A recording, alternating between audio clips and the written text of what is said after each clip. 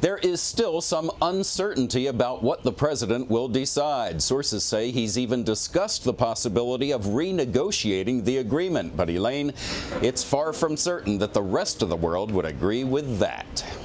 Well, Chip, the withdrawal would fulfill a Trump campaign promise, but as you pointed out, would likely infuriate and destabilize allies across the world. Is this a negotiation tactic? What are the ongoing political calculations being made?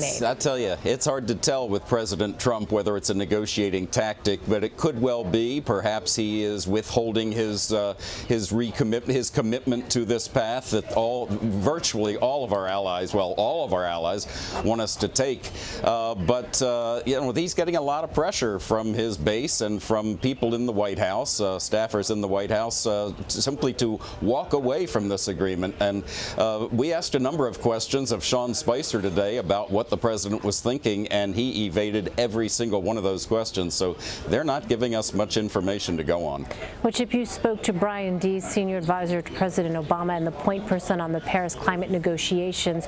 What's his sense, and more broadly, the rest of the world's commitment to this agreement moving forward? Well, I can tell you, just like all environmentalists, he's deeply disappointed that the president would even consider abandoning this very hard-fought and hard-won agreement that virtually every country in the world has agreed to. But one of his big things, as you heard in that piece, is that he thinks it's really an economic issue, and he thinks that the United States is going to be left behind if it does not stick with this agreement, and in particular, China would love it if the United States abandoned this agreement, because it would allow them to be the superpower of the energy future.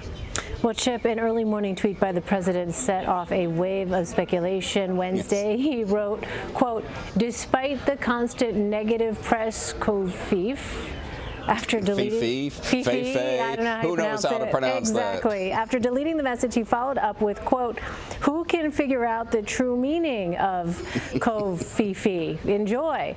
So a two-part question.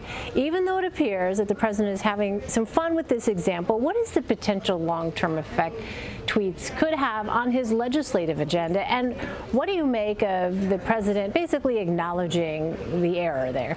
Well, I think actually acknowledging the error was a smart thing to do, because it turned it into kind of a joke. When he gets in trouble with tweeting is when he says things very seriously that have no basis in fact, or very little basis in fact. And that is what distracts him from his agenda, and that's what creates these big media explosions in Washington and keeps him from focusing on things like tax reform and health care reform.